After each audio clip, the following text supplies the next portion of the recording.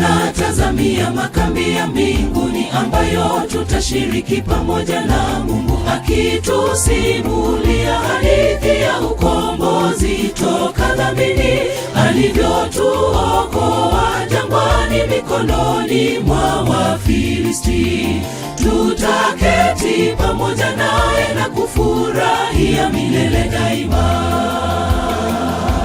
Tunatazamia makambi ya mbinguni ambayo tutashiriki pamoja na Mungu, akitusimulia hadithi ya ukombozi toka dhambini, alivyomuwe mfano bora.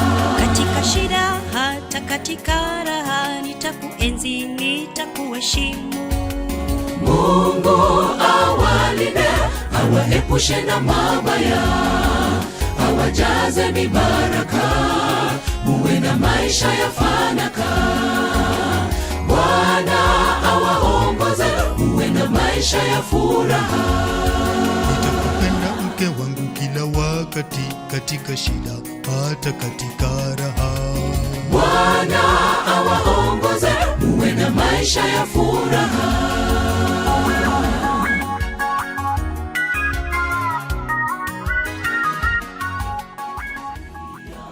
Baraka tele Bwana ahidi atawajazia.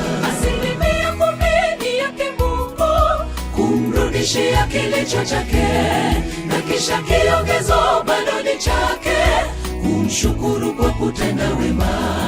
10% yake Mungu kumrudishia kilicho chake, na kisha kiongezo bado ni chake, kumshukuru kwa kutenda wema. Baraka ziwafuate popote muendapo, magumu muyashinde katika jina la Yesu. Baraka ziwafuate popote muendapo, magumu muyashinde katika jina la Yesu.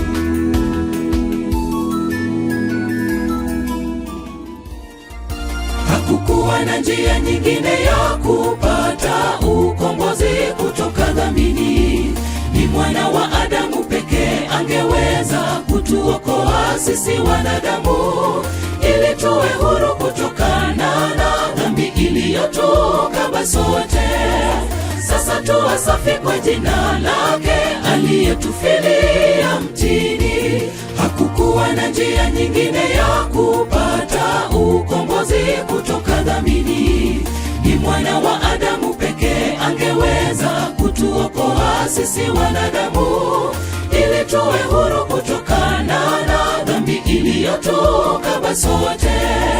Sasa tuwe safi kwa jina lake aliyetufilia mtini. Injili itahubiriwa kote kote duniani, watu wapate kumjua yule aliyewafilia mtini. Alishuka duniani, huyajui yatakutenda vipi.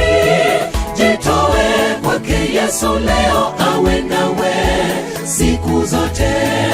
Amesimama Yesu langoni pa moyo wako, abisha mfungulie, ndani atawale. Kwa sauti ya upole akusihi Yesu, Ya kesho huyajui yatakutenda vipi. Jitoe kwake Yesu leo, awe nawe siku zote. Amesimama Yesu langoni pa moyo wako, abisha mfungulie,